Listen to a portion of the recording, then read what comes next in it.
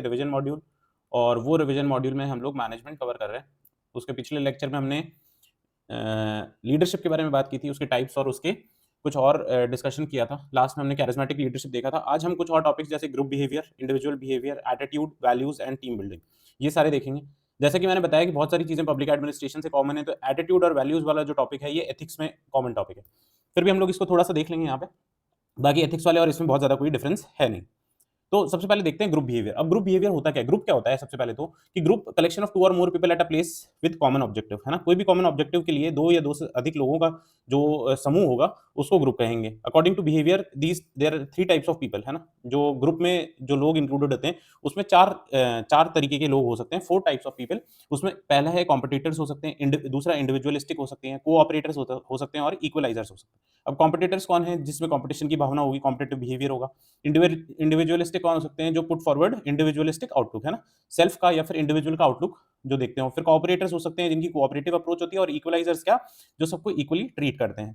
फिर characteristics of group देखें तो कलेक्शन ऑफ 2 और मोर इंडिविजुअल्स, ये कैरेक्टरिस्टिक हो सकता है। Frequent interaction, common purpose, collective identity और इंटरडिपेंडेंसी, है ना? सेल्फ एक्सप्लेन्ड है, इसमें बहुत ज्यादा कुछ एक्सप्लेनेशन की जरूरत नहीं है। फिर आगे देखें तो ग्रुप डेवलपमेंट प्रोसेस, ये देखो मेरे हिसाब से ये बहुत इंपॉर्टेंट है, एग्जाम के लिए 5 नंबर में ये पूछ सकता है। तो ग्रुप डेवलपमेंट प्रोसेस क्या है? ये टकमैन और रॉबिन्स के द्वारा दिया हुआ एक प्रोसेस है जिसमें 5 स्टेजेस होती हैं, है ना? कौन कौन सी स्टेजेस हैं? Forming, storming, norming, performing and एडजर्निंग। अब ये 5 स्टेजेस में क्या क्या होता है? पहले तो आप 5 स्टेजेस के नाम ध्यान रखना। फिर फॉर्मिंग मतलब जैसा कि नाम है वैसा ही, इसमें सबसे पहले तो फर्स्ट स्टेज है ये characterised by much uncertainty about purpose, structure and leader of the group. यहाँ पर ग्रुप फॉर्म होने की बात चल रही है और धीरे धीरे उसका स्ट्रक्चर डेवलप करने की बात चल रही है। उसके लीडर की भी अभी शॉर्ट डिसाइड नहीं हुआ है कि लीडर कौन होगा। फिर स्टॉर्मिंग के टाइम पर क्या होगा? ये सेकंड स्टेज है और ये कैरेक्टराइज होती है किससे? इंटर ग्रुप कॉन्फ्लिक्ट से, क्योंकि अभी तक क्लैरिटी ऑफ रूल्स नहीं आई है, सबके बिहेवियर में अलग अलग चीजें देखने को मिलती है। फिर नॉर्मिंग है, तो ये चीजें नॉर्मलाइज होने लगती हैं जब ग्रुप बन रहा है, फॉर्म हो रहा था, फिर स्टॉर्म हुआ, फिर नॉर्म हुआ, मतलब अब चीजें नॉर्मलाइज हो रही। थर्ड स्टेज है ये कैरेक्टराइज बाय क्या? Close relationship and cohesiveness between group member. जो ग्रुप के मेंबर्स होंगे वो क्लोज रिलेशनशिप में होंगे और कोहेसिवली वर्क करेंगे। फिर परफॉर्मिंग मतलब इसमें टीम वर्क आ जाएगा, टास्क अकम्प्लिशमेंट की बात आ जाएगी। इस टाइम पर प्रोडक्टिविटी जो होगी वो अपने पीक पर होगी। फिर एडजर्निंग, एडजर्निंग मतलब क्या हुआ? स्थगन, स्थगन का मतलब लास्ट में जब ग्रुप का काम कंप्लीट हो गया तो जो भी मेंबर्स होंगे ग्रुप के वो अपने अपने डिपार्टमेंट में वापस चले जाएंगे। इस प्रोसेस में एडजर्निंग वाले जो प्रोसेस है, स्टेज है, उसमें फीडबैक और डिस्पर्जन होता है, ठीक है? मतलब डिस्पर्स कर दिए जाएंगे members and then they can go to their own department.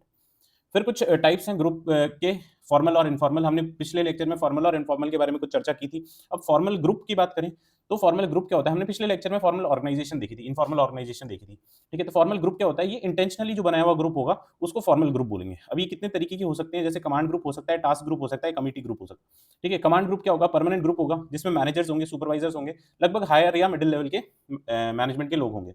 ये रेगुलरली मिलेंगे for general and special issues, discussion about organisation, ठीक है? ये कमांड ग्रुप होगा, है ना? 4-5 लोग जो भी हायर अथॉरिटी में इन्वॉल्व हैं या फिर जो मैनेजरियल एक्टिविटीज में इन्वॉल्व हैं वो ये ग्रुप बनाएंगे।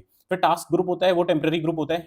इसमें कोई स्पेसिफिक टास्क होता है उसके लिए बनाया जाता है। इसमें कोई हायरार्की सिस्टम की बाउंड्री नहीं है, कोई डिपार्टमेंट की बाउंड्री नहीं है, इंटर डिपार्टमेंटल ये हो सकता है। उसके अलावा कमिटी ग्रुप होता है, तो ये it sets up for specific function, है ना? कोई भी स्पेसिफिक, जैसे आपको पार्लियामेंट्री कमिटीज के बारे में पता होगा, है ना? पार्लियामेंट में कमिटीज बनती है स्पेसिफिक फंक्शन के लिए।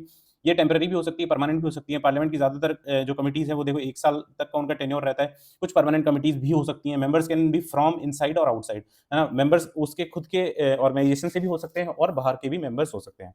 तो ये तो फॉर्मल ग्रुप्स के टाइप है। फॉर्मल ग्रुप कौन सा होगा? जो इंटेंशनली बनाया गया है, ये ऑर्गेनाइजेशन द्वारा बनाया गया है, जिसमें ऑर्गेनाइजेशन के मेंबर्स हो सकते हैं और बाहर के भी मेंबर्स हो सकते हैं, परमानेंट भी हो सकता है, टेम्पररी भी हो सकता है। तो फॉर्मल ग्रुप के अगर कुछ फीचर्स पूछ ले तो आप इन्हीं में से निकाल सकते हो। फिर इनफॉर्मल ग्रुप है तो ये ऑटोमेटिकली बनता है। क्यों बनता है? ये सोशल और साइकोलॉजिकल नीड्स के लिए। जैसे कि कौन कौन से टाइप्स इसके हो सकते हैं? फ्रेंडशिप ग्रुप हो गया, इंटरेस्ट ग्रुप हो गया, रेफरेंस ग्रुप हो गया, मेंबरशिप ग्रुप हो गया और क्लिक्स, है ना? ये क्लिक्स वाला भी थोड़ा इंपॉर्टेंट है, इसको भी हम लोग देखते हैं। फ्रेंडशिप ग्रुप तो कौन से हो गए?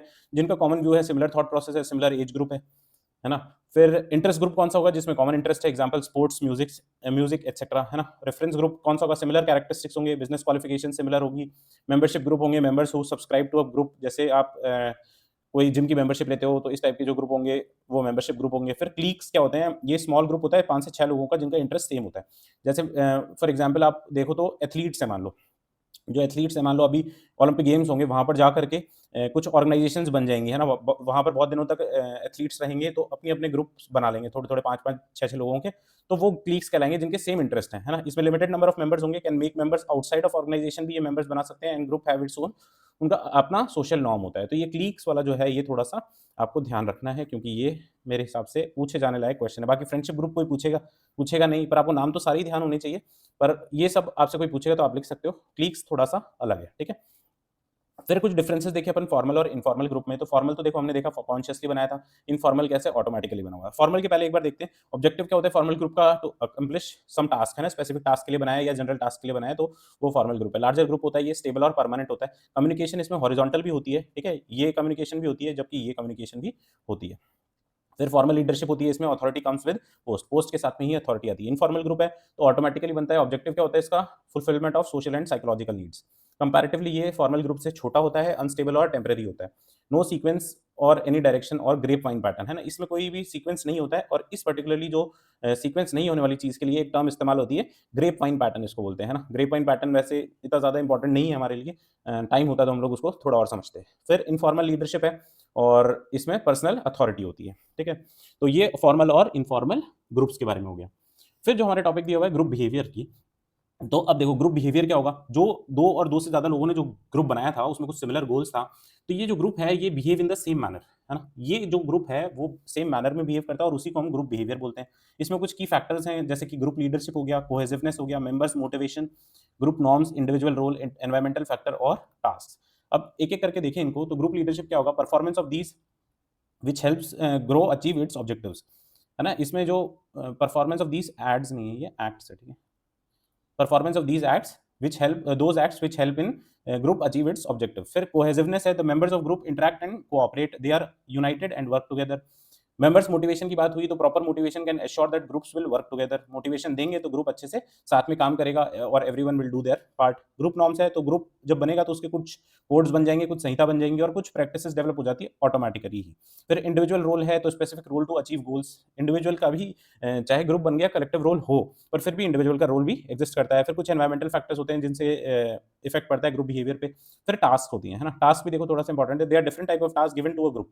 जैसे कि एडिटिव टास्क होती है, जिसका performance depend upon combined effort of all, है ना? कलेक्टिव एफर्ट होता है। कंजक्टिव टास्क होती है, जो लेस टैलेंटेड मेंबर्स होते हैं उसको कुछ टास्क दी जाती है, और डिसकंजक्टिव टास्क होती है, वो जो मोस्ट टैलेंटेड मेंबर होता है ग्रुप को, उसको कुछ टास्क दी जाती है। तो ये याद रखना है आपको, ज्यादा से ज्यादा ये इस पे ध्यान देना है, और ये ऊपर वाले हैं, इनको एक बार रीड आउट कर लोगे तो समझ में आ जाएगा। फिर इंडिविजुअल बिहेवियर जो टॉपिक दिया हुआ है, उसमें अब ग्रुप बिहेवियर देख लिया, तो इंडिविजुअल बिहेवियर क्या होगा? Reaction and response of a person in a given environment is called individual behaviour, है ना? जब ग्रुप बन रहा है, ग्रुप का कॉमन जो ऑब्जेक्टिव, स्पेसिफिक ऑब्जेक्टिव के लिए जो ग्रुप बन रहा है, वो सिमिलरली बिहेव कर रहा है, तो वो ग्रुप बिहेवियर हो गया। और इंडिविजुअल के जो रिएक्शन और रिस्पॉन्सेज होते हैं इन अ गिवन एनवायरनमेंट, वो क्या होते हैं? इंडिविजुअल बिहेवियर होते हैं। It is determined and influenced by personality, experience and ideology of individual. Factors of इसमें फैक्टर्स देख लें इसके इंडिविजुअल बिहेवियर के, तो कुछ पर्सनल फैक्टर्स हो सकते हैं, कुछ एनवायरमेंटल हो सकते हैं, कुछ ऑर्गेनाइजेशनल हो सकते हैं। पर्सनल की बात करें तो बायोग्राफिकल कैरेक्टरिस्टिक्स, जैसे फिजिकल फिजिकल कैरेक्टरिस्टिक्स हो गए, फिजिकल क्वालिटीज हो गई, जेंडर, एबिलिटी, मैरिटल स्टेटस, ये सारी चीजें हो गई। फिर लर्न कैरेक्टरिस्टिक्स में देखो तो जैसे कि हो गए पर्सनालिटी, परसेप्शन, एटीट्यूड, वैल्यूज। फिर एनवायरमेंटल फैक्टर्स में इकोनॉमिक हो सकता है, सोशल, कल्चरल और पॉलिटिकल हो सकता है। जबकि ऑर्गेनाइजेशनल फैक्टर्स क्या हो सकते हैं? जैसे ऑर्गेनाइजेशन का स्ट्रक्चर क्या है, ऑर्गेनाइजेशन में कोई इंसेंटिव के लिए स्कीम बनाई हुई है कि नहीं, टाइप ऑफ लीडरशिप क्या है, फ्री रेन तो नहीं है, ऑटोक्रेटिक तो नहीं है, और अलग अलग मतलब जो भी अपन ने लीडरशिप की टाइप्स पढ़ी थी। फिर वर्क रिलेटेड बिहेवियर, ये सारे क्या है? ऑर्गेनाइजेशनल फैक्टर्स हैं। फिर कुछ मॉडल्स हैं इंडिविजुअल बिहेवियर के, ये भी बिल्कुल सेल्फ अंडरस्टूड हैं, पर आपको इनके नाम ध्यान रखने हैं। मैं आपको वहाँ पर फिर भी वापस से बता रहा हूँ, मैं आपको बता रहा हूँ, वहाँ पर आपको ये जो चीज़ें हैं ना, ये याद आ जाएँगी, फिर भी ये याद नहीं आएँगे, ठीक है? तो देखो ये छोटे सब्जेक्ट पढ़ने का या रिवाइज़ करने का कांसेप्ट यही होता है कि आप है ना सिर्फ हेडिंग-हेडिंग भी रिवाइज़ करके जाओ ना लास्ट टाइम पे, तो भी आपका काम हो जाएगा। ठीक है? तो अभी कोशिश यही करना कि आप ऊपर-ऊपर से हेडिंग भी रिवाइज़ करके जाओगे, और वो हेडिंग रिवाइज़ करने में आई विल टेल यू, अगर मतलब हमने जो नोट्स बनाए हैं, वो आप नोट्स लेकर के सिर्फ हेडिंग रिवाइज़ करते हो ना, तो मैं कह रहा हूँ 15 से 20 मिनट मैक्सिमम, है ना? For one subject. चलो मॉडल्स देखते हैं हम लोग इंडिविजुअल बिहेवियर के, जिसमें रैशनल और इकोनॉमिक मैन का मॉडल होता है, जो कि मोटिवेटेड होते हैं किससे? मॉनेटरी इंसेंटिव से। फिर सोशल मैन का जो मॉडल होता है, उसमें affected by and guided by social needs and norms, जो सोसाइटी के जो नॉर्म्स हैं, सोसाइटी में जिसको ज़्यादा रहने की वो रहती है, ललक रहती है, वो सोशल मैन कहलाएगा। ऑर्गेनाइजेशनल मैन कौन होता है? Fulfilment of his needs through organisation, इसने अपना सब कुछ ऑर्गेनाइजेशन को ही दे दिया है, और जो ऑर्गेनाइजेशन से रिकॉग्निशन मिलेगा, वो उसको अच्छा लगेगा और उसकी नीड्स भी ऑर्गेनाइजेशन से ही रिलेटेड है। फिर सेल्फ एक्चुअलाइजेशन मैन कौन होता है? इसमें ये मैन होता है वो सेल्फ डायरेक्टेड होता है, सेल्फ कंट्रोल होता है और moves from immaturity to maturity. ठीक है, ये धीरे-धीरे सेल्फ एक्चुअलाइजेशन की तरफ चला जाता है। फिर कॉम्प्लेक्स मैन क्या है? जिसका अनस्टेबल बिहेवियर हो और ये सिमिलर सिचुएशन में ही कई बार अलग-अलग बिहेवियर शोकेस करता है। तो ये 4-5 मॉडल्स हैं इंडिविजुअल बिहेवियर के। फिर देखो हम बात करते हैं एटीट्यूड की। अब एटीट्यूड जनरल जो सेंस में हम लोग देखते हैं, उस एटीट्यूड का क्या मतलब होता है और उसके कुछ कैरेक्टरिस्टिक्स क्या हैं और ये सारी चीज़ें हम यहाँ पर देखेंगे। तो जनरल सेंस में एटीट्यूड क्या है? पॉजिटिव और नेगेटिव इवैल्यूएटिव स्टेटमेंट्स और डिस्क्रिप्शन है अबाउट मोटिव्स, अबाउट पीपल और about any event. What we feel about a person, thing, event etcetera is a sign of our attitude. ठीक है, हम पॉजिटिव फील करते हैं तो पॉजिटिव एटीट्यूड है, नेगेटिव फील करते हैं जैसे कि अगर मैं कहता हूँ that I like my job, it means that I am expressing my attitude towards the job, है ना? और either I can say I can expressing positive attitude towards my job. इसमें कुछ कैरेक्टरिस्टिक्स हैं कि एटीट्यूड जो है एक्वायर्ड होता है, इनेट नहीं होता है, जन्म के साथ नहीं आता है, ये जीवन के एक्सपीरियंसेस के साथ एटीट्यूड बनता है। एटीट्यूड हैज एन ऑब्जेक्टिव और एम अबाउट पर्सन, थिंग और इवेंट, डेफिनेशन से लिया। एटीट्यूड इन्फ्लुएंसेस बिहेवियर, ये ऑलरेडी नोन चीज है, रिलेटिवली स्टेबल फिनोमेना है। देन परसेप्शन, परसेप्शन एटीट्यूड से थोड़ा सा स्टेबल फिनोमेना है परसेप्शन, क्योंकि इंसान का बदलता रहता है। इसमें कुछ टाइप्स और कंपोनेंट्स या एलिमेंट्स की बात करें तो कॉग्निटिव एटीट्यूड हो सकता है, इफेक्टिव एटीट्यूड और बिहेवियरल एटीट्यूड होता है।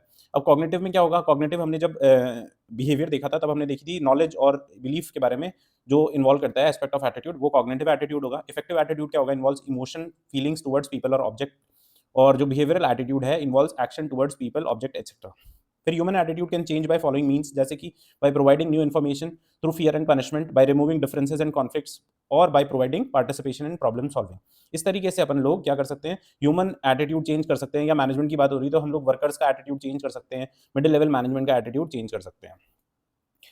फिर कंपोनेंट्स ऑफ एटीट्यूड फॉर्मेशन क्या-क्या हो सकते हैं? तो ये सारी बातें हम लोग पहले भी बात कर चुके हैं, चाहे वैल्यूज़ में हो, चाहे एटीट्यूड में हो। सोशल लर्निंग हो सकती है, एजुकेशनल इंस्टीट्यूशन हो सकता है, पर्सनल एक्सपीरियंस, ऑर्गेनाइजेशनल कंपोनेंट्स या पर्सनैलिटी रिलेटेड कंपोनेंट्स हो सकते हैं। जैसे अलग-अलग लोगों के कॉन्टैक्ट में आना, तो अलग-अलग पर्सनैलिटीज़ को आप देखोगे तो उससे आपके एटीट्यूड के फॉर्मेशन में कुछ चेंजेस देखने को मिलते हैं। फिर एक टॉपिक है वैल्यूज़। तो वैल्यूज़ जो टॉपिक है, वैल्यूज़ की बात करें तो values is defined as a purpose of life and means of achieving them, है ना? जो पर्पस होंगे और उनको अचीव करने का जो मीन्स है, वो वैल्यूज़ लगभग मानी जाती हैं। Values are judgemental elements, values को हम लोग मानते हैं। कैरेक्टरिस्टिक्स देखें तो values are most central to the core of a person, जो बिल्कुल डीपली एनग्रेव्ड होती हैं। They are relatively permanent and resistant to change. They provide standards of competence and morality. फिर वैल्यूज़ एक्सीड स्पेसिफिक पर्सन और place, है ना? ये geographical boundaries से परे होती हैं। Values are part of culture और part of culture. Each society has its own culture and individual molds himself according to that cultural needs. Values are such ideals which are transferred from generation to generation through specific groups and institutions. आपको पता है हमने ethics का जब पहला lecture किया था तो हमने बात की थी वैल्यू इनकलकेशन की, है ना? कैसे फैमिलीज से, एजुकेशनल इंस्टीट्यूशन से और सोसाइटी से। तो सिमिलर ही टॉपिक है। टाइप्स और कुछ हम लोग फैक्टर्स देखेंगे, इंपॉर्टेंस देखेंगे। तो टाइप्स की भी हमने बात कर ली थी। टर्मिनल वैल्यूज होती हैं या वैल्यूज एज एन एंड होती है या साध्य मूल्य होते हैं। फिर इंस्ट्रूमेंटल वैल्यूज या वैल्यूज एज अ मीन होती है जो साधन मूल्य होते हैं। टर्मिनल वैल्यूज में क्या है? जो फाइनल ऑब्जेक्टिव ऑफ लाइफ जो पर्सन अचीव करना चाहता है, चाहे freedom, equality, self respect, wisdom, ऐसी चीज़ें। फिर वैल्यूज एज अ मीन क्या हो सकता है? ऐसी वैल्यूज जिनका इस्तेमाल करके हम एंड वैल्यूज तक पहुंच सकते हैं, जैसे कि क्या हो सकता है? पोलाइटनेस हो सकता है, लविंग, ओबीडियंट, रिस्पॉन्सिबल, ये सारी चीज़ें हो सकती है। फिर कुछ फैक्टर्स इन्फ्लुएंसिंग वैल्यूज क्या क्या हो सकते हैं? फैमिली, जो अभी मैंने बताया, फैमिली हो सकता है, social life, culture, life experience, personal factors. और इसी की अगर हम लोग इंपॉर्टेंस की बात करें तो इंपॉर्टेंस में देखो, it helps to understand the attitude and motivation of workers, it influences the managers and workers capacity, it affects the perception of an individual, values affect the performance and job satisfaction. तो I hope ये self understood है। थोड़ा सा ये fast हो रहा है क्योंकि आपको पता है कि टाइम ज़्यादा नहीं है, फिर भी थोड़ा सा ये लेक्चर्स बचे हुए ही हैं, तो इसलिए। फिर हम लोग देखो कुछ टॉपिक और छोटे-छोटे हैं, जैसे कि टीम बिल्डिंग। अब टीम बिल्डिंग क्या है? It is a process of turning individual efforts into collective efforts. Individual effort क्या होगे? इंडिविजुअल जो काम करेगा वो इंडिविजुअल एफर्ट होगा, उसको कलेक्टिव एफर्ट में बदलने का जो काम है, वो टीम बिल्डिंग के प्रोसेस को बोला है ना? For achieving specific goal. फिर कैरेक्टरिस्टिक्स कुछ हो सकते हैं, तो its goal is to perform collectively, positive synergy होनी चाहिए, म्यूचुअल रिस्पॉन्सिबिलिटी या अकाउंटेबिलिटी होगी, स्किल्स होंगी जो कॉम्प्लीमेंट्री टू ईच अदर होंगी। फिर there is a mutual trust and interdependence among members और participation and contribution to the success of the organisation. ठीक है, टीम और ग्रुप के बीच में हम लोग आगे डिफरेंस एक देख लेते हैं। हाँ, यहीं पर है। टीम, देखो टीम और ग्रुप के बीच में बहुत ज़्यादा ऐसे आप ऊपरी तरीके से देखोगे तो डिफरेंस नजर नहीं आएगा, पर टीम क्या है? इसमें फ्यू मेंबर्स होते हैं, जबकि ग्रुप किसी भी साइज का हो सकता है। टीम में जो performance as an individual and together है, जबकि ग्रुप में क्या है? ओनली पर्सनल परफॉर्मेंस है। Teams are interdependent in their goal setting, जबकि ग्रुप में क्या है? Goal setting is done by managers. फिर टीम में they have individual as well as collective accountability, और ग्रुप में ओनली इंडिविजुअल अकाउंटेबिलिटी होती है। टीम में पॉजिटिव सिनर्जी है और ग्रुप में जो है नेगेटिव सिनर्जी है, जबकि टीम क्या है, मेंबर्स हैव कॉम्प्लीमेंट्री स्किल्स, एक तरीके की स्किल्स होती है, और ग्रुप में तो बहुत डिफरेंट और रैंडम तरीके के लोग ग्रुप बना लेते हैं, फॉर्मल इनफॉर्मल हमने ग्रुप्स देखे थे। फिर ये थोड़ा-सा इंपॉर्टेंट है, आप इसको इसके देखो डिटेल्स में तो नहीं जाएँगे, पर टीम बिल्डिंग प्रोसेस है, इसमें क्या प्रोसेस है ये देखने हैं अपन को। डिफाइंड ऑब्जेक्टिव्स हैं, सिलेक्शन है, फिर डिज़ाइन एक्टिविटीज़ हैं, identifying the individual strength of members है, ट्रेनिंग है, मॉनिटर टीम एफर्ट्स है, और फिर इवैल्यूएटिंग टीम आउटपुट है। तो ये एक तरीके से इस तरीके से चलता है। डिफाइन ऑब्जेक्टिव्स मतलब general and specific objectives of the team formation should be clearly defined so that members remain aware of their responsibilities. Selection की बात करें तो selecting qualified and efficient members for the team। Designing activity है, determine the role of team members to achieve the goal. फिर identifying the individual strength of members and assigning them task according to their capabilities, है ना, strength के according ही उनको task दिया जाएगा। Training कराएंगे, impart special skills, कोई special programme आया है, चाहे आप गवर्नेंस में भी देखोगे तो कुछ अलग स्कीम्स आती हैं या फिर कुछ अलग वो आते हैं, तो उसके लिए स्पेसिफिक ट्रेनिंग कराई जाती है। फिर मॉनिटर करते हैं टीम एफर्ट्स को to supervise the efforts of team members, और लास्ट में क्या करेंगे, इवैल्यूएट करेंगे टीम आउटपुट को कि जो रिजल्ट हमको चाहिए था वो मिला है कि नहीं मिला। फिर कुछ एसेंशियल कंडीशंस हो सकती हैं, और लास्ट में हम लोग देखेंगे टाइप्स क्या क्या हो सकते हैं टीम के। तो essential condition for effective team building क्या हो सकती है, managers of organisation should develop an environment that supports the team work. Team members must have the necessary skills और ability to complete the task assign to them. फिर team members should have clarity of their own role, जो हमने पीछे बात करी ली। Objective of the team must be more important than personal objective. ठीक है, यही टीम का बेसिक ऑब्जेक्टिव भी यही था, इसीलिए बनाई थी। There should be suitable reward system to motivate team members. फिर अपन बात करें टाइप्स ऑफ टीम्स, तो इसमें भी 3 ये टीम्स हैं, आप एक बार इसको रीड आउट अच्छे से कर लेना, मैं बता देता हूँ। प्रॉब्लम सॉल्विंग टीम है, सेल्फ मैनेज टीम है, और फंक्शनल टीम है। प्रॉब्लम सॉल्विंग में तो 5 से 12 मेंबर, अब मुझे खुद को भी नहीं पता ये किसने लिखे हैं और क्यों लिखे हैं, तो आप चाहो तो लिख देना, है ना, मैंने किसी बुक में पढ़े थे। 5 से 12 मेंबर्स हैं। They are persons working in same department in which problem is there. Problem solving team है, कोई एक ही डिपार्टमेंट में काम कर रही है, जहाँ पर प्रॉब्लम परसिस्ट कर रही है, तो उसको सॉल्व करने के लिए टीम काम कर रही है। Team members meet for some time to discuss various problems, जैसे कि क्या, product quality, work efficiency, improving working condition, और फिर ये सजेशंस देते हैं किसको, मैनेजर को। फिर कुछ सेल्फ मैनेज टीम होती है, ये हाईली मोटिवेटेड टीम होती है जो टेक्निकल टास्क परफॉर्म करती है। Team consist of persons having specific skills and abilities. इसके फीचर्स में देखें तो they cooperate in management and leadership functions, they set their own goal and observe their own actions, and they themselves plan, control and improve their work method. तो ये basic self manage team है। फिर functional team last में देखें तो in this team are divided on the basis of functions, जैसे कि आपको पता है फाइनेंस की अलग टीम होगी, मार्केटिंग की अलग, एडवर्टाइजिंग की अलग, सेल्स की अलग। ज़्यादातर कॉर्पोरेट सेक्टर में ये ऐसा देखा गया है, पर आप गवर्नमेंट सेक्टर में भी देखोगे तो अलग अलग टीम्स हैं। फिर they are run by different managers, ये इनकी जो हायर अथॉरिटी या हेड ऑफ डिपार्टमेंट होते हैं वो अलग अलग होते हैं। ठीक है, तो यहाँ तक हमने बात कर ली है। अब हम लोग नेक्स्ट लेक्चर में देखेंगे मोटिवेशन थ्योरीज। 2-3 लेक्चर्स और हैं, बहुत ज़्यादा टाइम नहीं लगेगा, आधा घंटा, आई होप आधा 1 घंटे में ये खत्म हो जाएगा। ठीक है, तो तब तक के लिए कीप रिवाइजिंग, मिलते हैं हम लोग नेक्स्ट लेक्चर में।